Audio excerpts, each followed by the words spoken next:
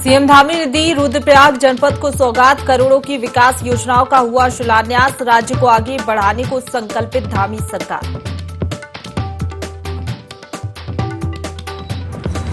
रुद्रप्रयाग में चल रही कई योजनाओं की ली सीएम ने समीक्षा। बच्चों, बुजुर्गों और दिव्यांगों के लिए प्रोजेक्ट कवच भी किया लॉन्च।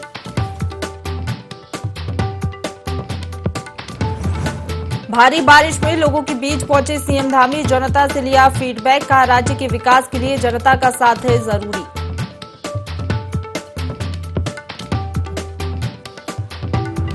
भारी बारिश से चंपावत की कई सड़कें बंद। ककराल्टी गेट से चंपावत तक यातायात बंद। मार्गों को खोलने की तैयारी में जुटा है प्रशासन।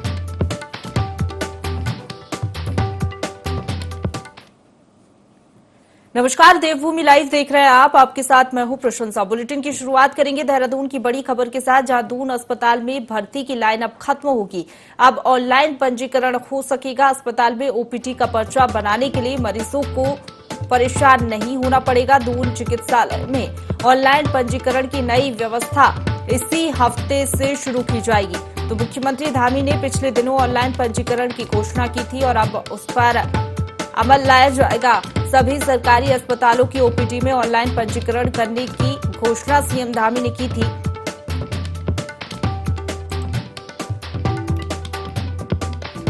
देहरादून से बड़ी खबर, दून अस्पताल में भर्ती की लाइन अब खत्म होगी। अब ऑनलाइन पंजीकरण हो सकेगा। अस्पताल में ओपीडी का पर्चा बनाने के लिए मरीजों को परेशान नहीं होना पड़ेगा। दून अस्पताल में ऑनलाइन पंजीकरण की नई व्यवस्था इसी हफ्ते शुरू हो जाएगी। इसी खबर पर ज्यादा जानकारी के साथ principal correspondent Kailash Bisht phone line पर जुड़ गए हैं। कैलाश, आप लाइन की झंझट से छुटकारा मरीजों को मिल सकेगा, क्या जानकारी? बिल्कुल, देखिए, अगर जिस तरीके से बात करें कि सरकारी अस्पतालों में हमेशा से ही लोड ज्यादा होता है, भार ज्यादा होता है, और क्योंकि उत्तराखंड का सबसे बड़ा राजकीय अस्पताल है, तो जाहिर तौर पर यहाँ पर सिर्फ देहरादून से ही नहीं बल्कि जो आसपास के जो शहर हैं, चाहे वो उत्तर प्रदेश का सहारनपुर हो, उसके अलावा अगर हिमाचल का कोटा हो, अन्य शहर हो, वहां से तादाद ज्यादा होती है मरीजों की देहरादून में। और सरकारी अस्पताल होने के चलते यहाँ पर डॉक्टरों की संख्या भी ज्यादा है, इसलिए मरीज यहाँ पर भरोसा करते हैं। लेकिन जिस तरीके से जो सरकारी जो अस्पताल है, भले ही यहाँ पर लाख कोशिशें कर ले सरकार, लेकिन कहीं ना कहीं जो अव्यवस्थाएं वो देखने को मिलती हैं, जिसका संज्ञान मुख्यमंत्री पुष्कर सिंह धामी ने लिया था। और अब मुख्यमंत्री ने भी साफ तौर पर ये निर्देश दिए हैं कि जो लंबी लंबी कतारें लगती हैं सरकारी अस्पताल में पंजीकरण को लेकर मरीजों की और उनके तीमारदारों की, तो वो पंजीकरण की जो व्यवस्थाएं हैं उनको खत्म किया जाए और उसको ऑनलाइन यहाँ पर किया जाए, ताकि कोई मरीज अगर घर पर है या फिर कोई अन्य शहर का मरीज है, उसको राजधानी देहरादून में अपना यहाँ पर चिकित्सीय परामर्श अगर लेना है तो वो घर बैठे ही अपना ऑनलाइन रजिस्ट्रेशन करवा पाए, और जब उसका नंबर आए तो वो जाए अस्पताल और अपना यहाँ पर जो इलाज है वो करवा पाए। तो इससे न सिर्फ सहूलियत मरीजों को होगी, बल्कि इससे सहूलियत डॉक्टरों को भी होगी, क्योंकि डॉक्टरों पर ये बहुत ज्यादा प्रेशर होता है। एक तो राजधानी है, ऊपर से इतना प्रेशर डॉक्टरों पर, तो इससे दो तरफा फायदा होगा, मरीजों को, उनके तीमारदारों को और साथ ही जो डॉक्टरों को।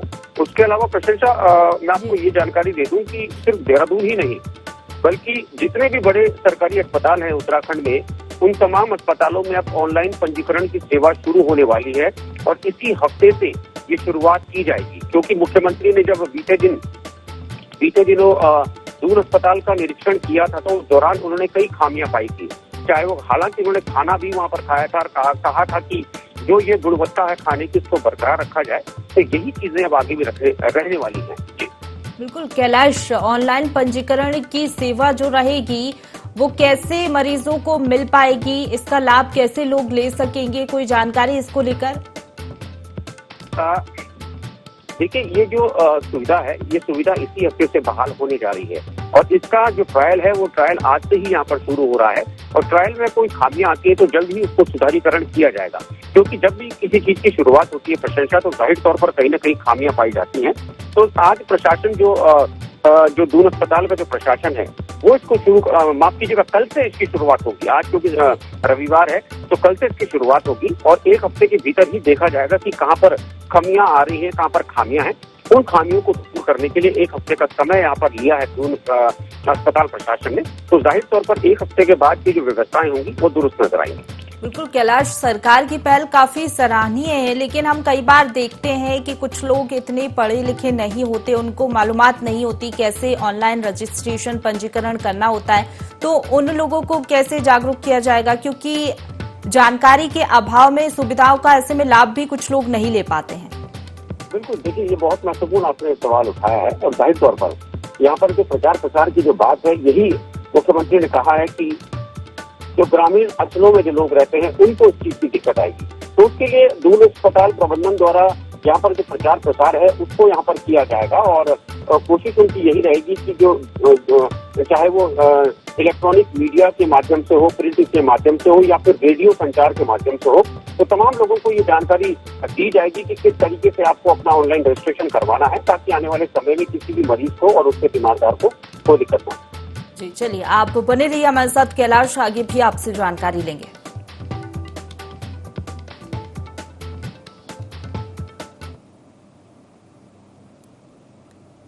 आगे बढ़ेंगे, देहरादून से एक और बड़ी खबर मिल रही है, जहां लंबित मुकदमों को लेकर सीएम ने नाराजगी जताई है। प्रदेश में राजस्व न्यायालयों में लगभग 34,000 मुकदमे लंबित हैं। सैकड़ों मुकदमे 3 साल से भी अधिक पुराने बताए जा रहे हैं। तो विशेष अभियान के अंतर्गत समयबद्ध निस्तारित करने के निर्देश दिए हैं। जिलों के भ्रमण के दौरान राजस्व मुकदमों के निस्तारण की समीक्षा सीएम धामी करेंगे।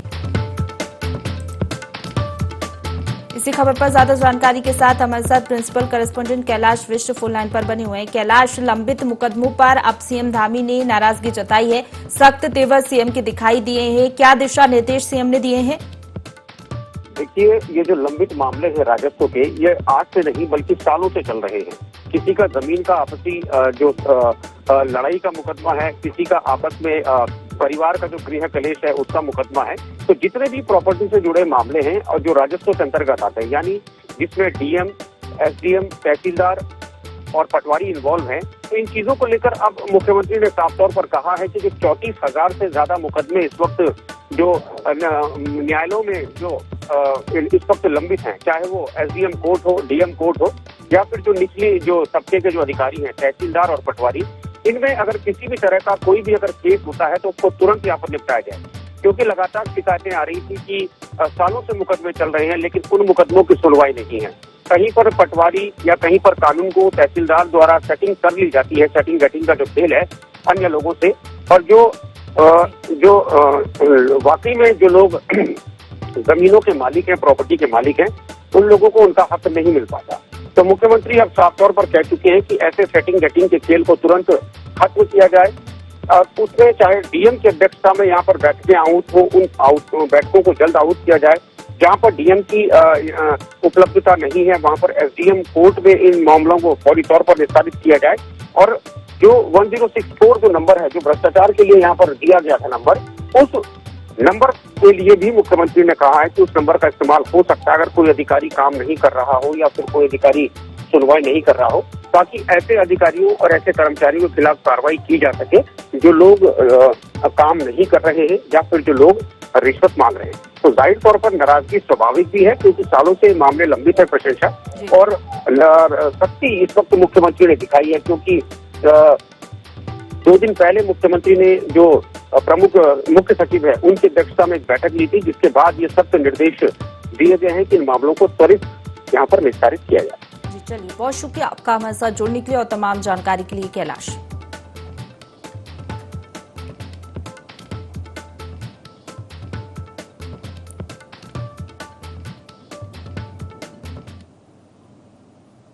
आगे बढ़ेंगे, मुख्यमंत्री पुष्कर सिंह धामी ने जनपदीय समीक्षा बैठक में निर्देश दिए। सीएम धामी ने जनपद अधिकारियों को केंद्र और प्रदेश सरकार द्वारा चलाई जा रही योजनाओं को लेकर निर्देश दिए। सीएम ने कहा कि योजनाओं का लाभ लोगों को मिले, इसके साथ ही पर्वतीय जनपदों में कानून व्यवस्था, महिला सशक्तिकरण को लेकर अधिकारियों को निर्देश दिए।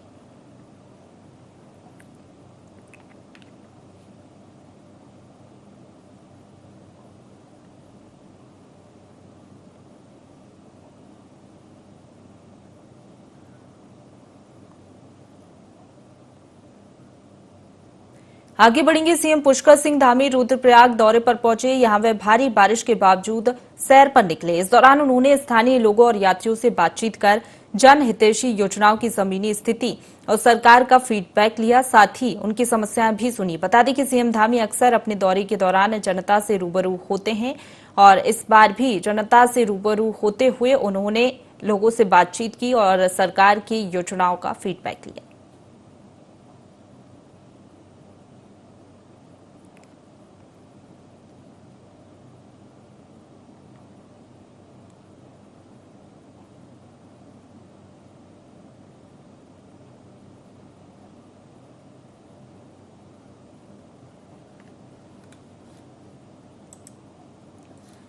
तो सीएम पुष्कर सिंह धामी रुद्रप्रयाग दौरे पर पहुंचे। यहां वे भारी बारिश के बावजूद सैर पर निकले। इस दौरान उन्होंने स्थानीय लोगों और यात्रियों से बातचीत की, जन हितैषी योजनाओं की जमीनी स्थिति और सरकार का फीडबैक लिया, साथ ही उनकी समस्याएं भी सुनी। बता दें कि सीएम धामी अक्सर अपने दौरे के दौरान जनता से रूबरू होते हैं। सीएम पुष्कर सिंह धामी रुद्रप्रयाग दौरे पर रहे। यहां उन्होंने गढ़वाल मंडल विकास निगम के गेस्ट हाउस बहुउद्देश्य भवन में विभिन्न विभागों की समीक्षा ली और इस मौके पर समाज कल्याण विभाग की ओर से बच्चों, वृद्धजनों और दिव्यांगों के लिए तैयार किए गए महत्वाकांक्षी प्रोजेक्ट कवच को लॉन्च किया। बैठक में सीएम धामी ने कहा कि सरकार सरलीकरण, समाधान और निस्तारण के मूल मंत्र पर काम कर रही है। सभी विभागों का दायित्व होना चाहिए कि जनता को किसी तरीके की परेशानी न हो।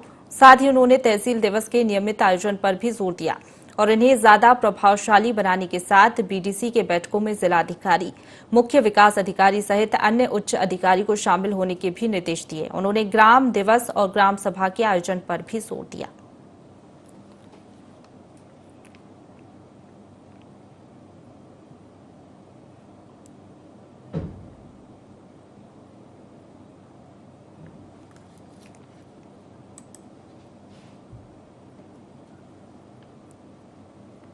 आगे बढ़ेंगे। टेहरी के थत्यूड़ में खंड शिक्षा अधिकारी की अध्यक्षता में शैक्षिक उन्नयन संगोष्ठी और द्वि वार्षिक अधिवेशन को लेकर बैठक हुई। प्रथम सत्र में छात्रों के सर्वांगीण विकास के लिए चर्चा हुई, तो वहीं द्वितीय सत्र में ब्लॉक शाखा के गठन की प्रक्रिया संपन्न हुई, जिसमें अध्यक्ष पद पर धनवीर रावत और महामंत्री पद पर मदन मोहन सेमवाल सर्वसम्मति से निर्विरोध चुने गए।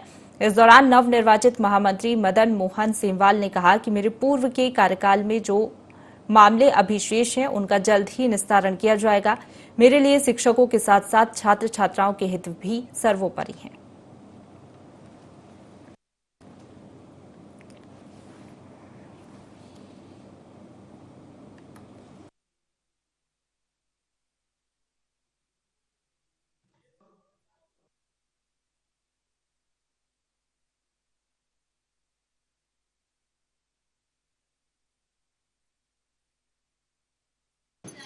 राजकीय शिक्षक संघ उत्तराखंड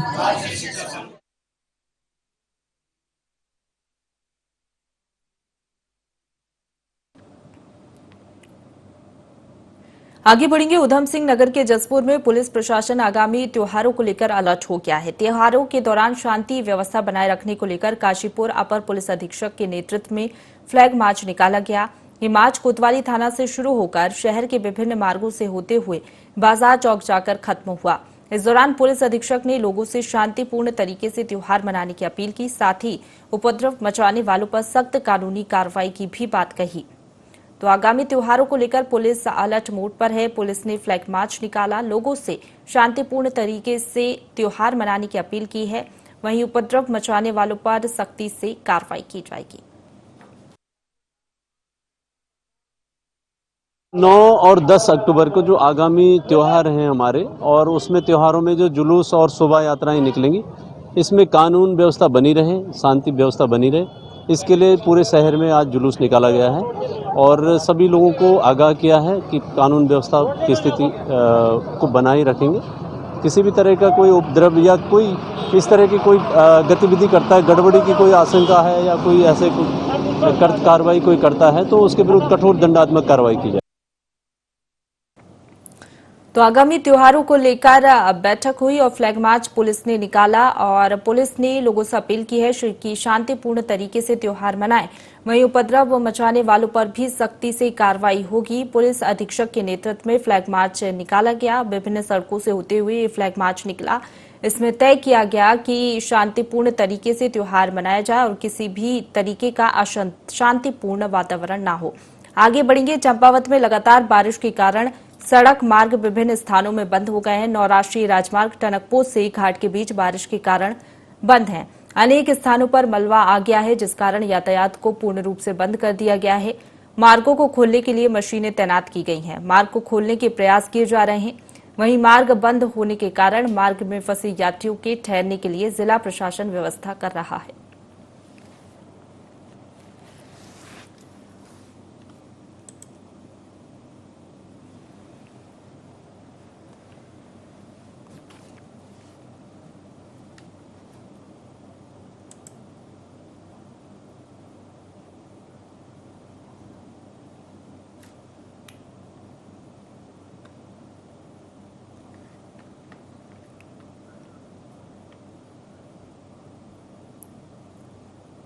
आगे बढ़ेंगे। देहरादून से खबर है, जहां महिला सुरक्षा को लेकर विधानसभा अध्यक्ष ऋतु खंडूरी भूषण का बड़ा बयान सामने आया है।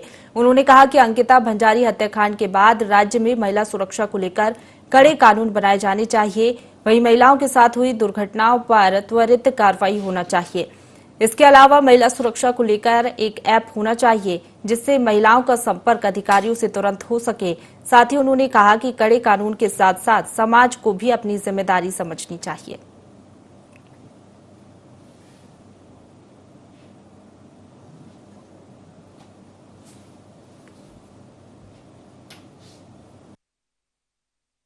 देखिए, एक तो कड़े से कड़े कानून होने चाहिए, त्वरित निर्णय होने चाहिए, वर्किंग वुमेन हॉस्टल्स खुलने चाहिए, क्योंकि अगर आप कहीं काम कर रही हैं तो शाम को आप ऐसे सेफ एनवायरनमेंट में आप आके रहें जहाँ पर आपको सिक्योरिटी भी महसूस होती है और आपकी सुविधा भी मिलती है। इसके अलावा ऐप्स होने चाहिए, कॉल सेंटर्स होने चाहिए। एक बटन दबने पर इमीडिएटली कहीं ना कहीं अफसर तक पहुंचनी चाहिए, ताकि वो मदद के लिए त्वरित रूप से आ सके।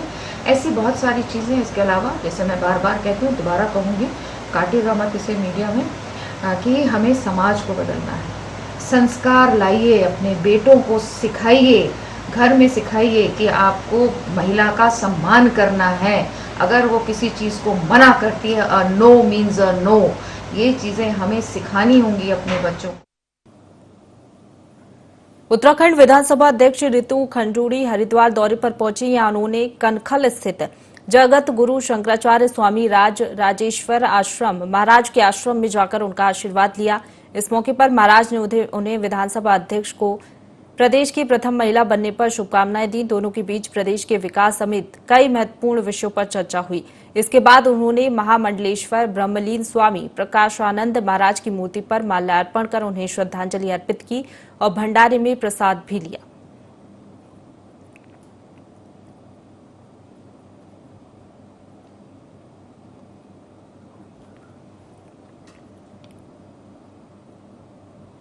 आगे बढ़ेंगे। महिला सशक्तिकरण एवं बाल विकास मंत्री रेखा आर्या राजकीय महिला एवं पुनर्वास केंद्र पहुंची, जहां उन्होंने नवनिर्मित 40 बेड के शयन कक्षों का लोकार्पण किया। कैबिनेट मंत्री रेखा आर्या ने कहा कि मानसिक रूप से विक्षिप्त और ग्रसित दिव्यांग महिलाओं को बेहतर सुविधाएं मिले, इसके लिए इन कमरों का निर्माण किया गया है। साथ ही केदारनम के बाल गृह में 20 बेड के कमरे का भी लोकार्पण किया गया।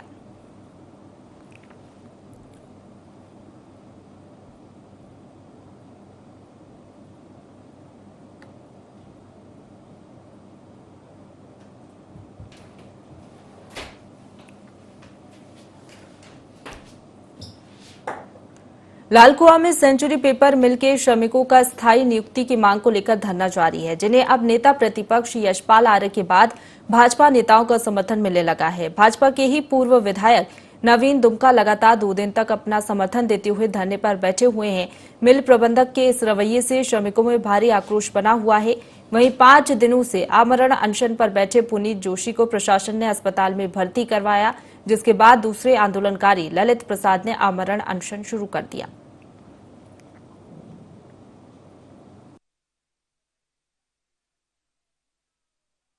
सेंचुरी प्रशासन को भी, नागरिक प्रशासन को भी एक ही मैसेज देना चाहता हूँ कि हम इन सेंचुरी के जो वर्कर हैं इनके समर्थन में यहाँ पर बैठे हैं। कल भी बैठे था, आज भी बैठे हैं। कल सुबह तय करेंगे कि आगे का कार्यक्रम क्या होगा। लेकिन हम एक बात करना चाहते हैं, समझौता, बातचीत, सहयोग इन वर्कर से होना है।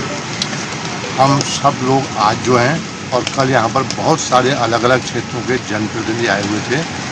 हम सबका संकल्प एक ही है कि हम इनको न्याय दिलाएंगे और न्याय दिलाने के लिए लोकतांत्रिक तरीके और भी बहुत सारे उपाय हैं, उन सबको करेंगे।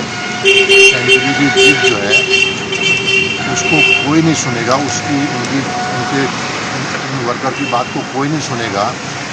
तो सेंचुरी की जो जीत है उसके खिलाफ यहाँ की जनता सुनेगी और जनता एकत्रित होकर के लोकतांत्रिक तरीके से इनको न्याय दिलाएगी। यह हमारा संकल्प है। ये 2 दिन चले, 4 दिन चले। आगे बढ़ेंगे। जिला अधिकारी विनय शंकर पांडे की अध्यक्षता में हरिद्वार महोत्सव 2022 को लेकर एक बैठक आयोजित की गई। बैठक में महोत्सव की तैयारियों के साथ ही विभिन्न मुद्दों को लेकर चर्चाएं की गईं।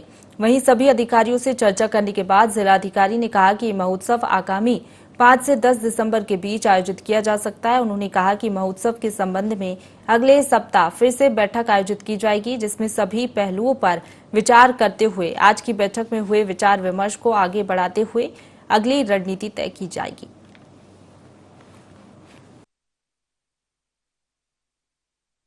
इन्हीं विषयों को लेकर आज एक प्रारंभिक बैठक हम लोगों ने की थी, जिसमें अभी तो सभी हमारे जो डिपार्टमेंट्स के ऑफिसर्स थे उनको बुलाया गया था।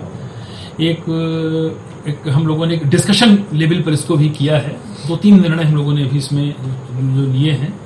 एक तो ये कार्यक्रम टेंटेटिवली 5 दिसंबर से 10 दिसंबर के बीच आयोजित करने पर एक सहमति बनी है और साथ ही साथ इसमें कल्चरल एक्टिविटीज़ क्या क्या हों और पूरे देश के लोगों को इसमें हैंडीक्राफ्ट्स जो हैं, जो डिफरेंट स्टेट्स की अपनी जो कुजीन हैं उनकी यहाँ पर स्टॉल लगाएं। साथ ही साथ मास पार्टिसिपेशन हो इस पूरे हरिद्वार डिस्ट्रिक्ट का।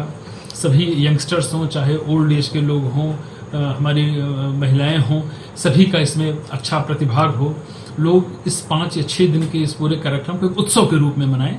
तो अभी इसको एक काफ़ी प्रारंभिक स्टेज पर ये डिस्कशन हुआ है। इसी के साथ बुलेटिन में फिलहाल इतना ही। खबरों का सिलसिला लगातार जारी है, आप बने रहिए हमारे साथ।